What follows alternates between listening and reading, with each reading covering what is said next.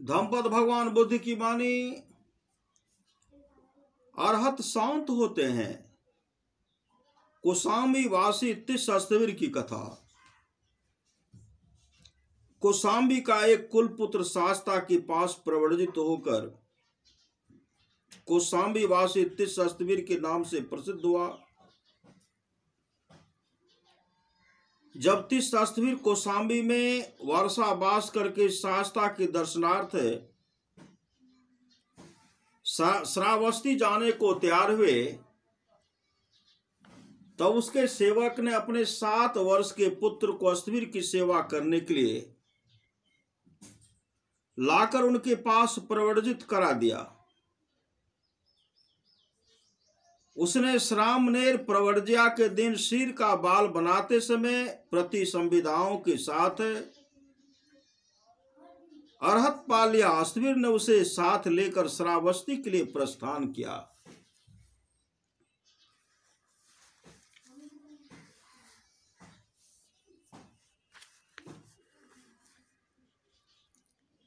मार्ग में दोनों एक विहार में गए।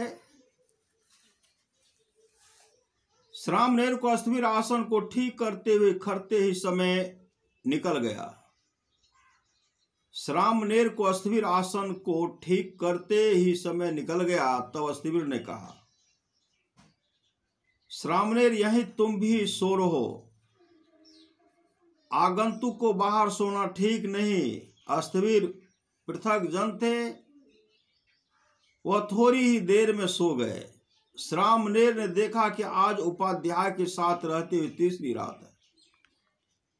यदि यहां सोऊंगा तो आपत्ति होगी, अतः वह एक किनारे बैठकर ही सारी रात बिताया। प्रातः स्थविर ने उठकर उसे वैसे बैठे देख क्रोध से पंखा चलाकर मारा। वह श्रामनेर की आंख पर लगा तथा उनकी आंख फूट गई। श्रामनेर स्थविर को न बता एक हाथ से आंख दबाए, दूसरे हाथ से सारा कार्य किया। जब वह गर्म पानी के साथ स्थविर को एक हाथ से ही दातुन भी दिया,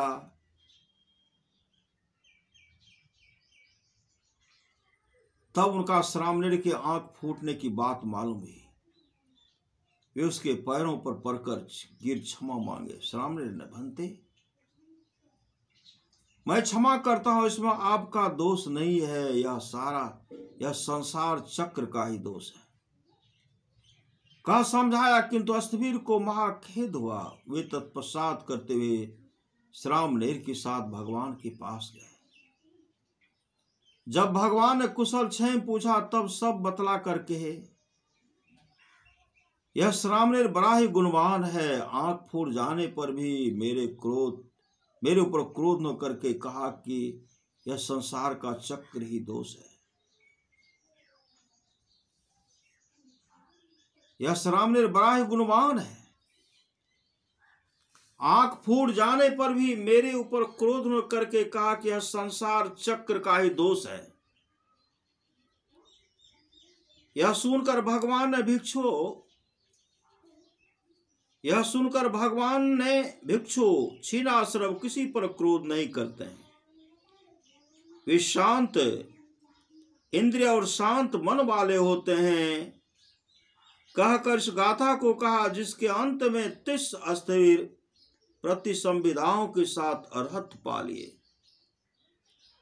कहकर इस गाथा को कहा, जिसके अंत में 30 स्थविर प्रति संविधाओं के साथ अरहत पा लिए।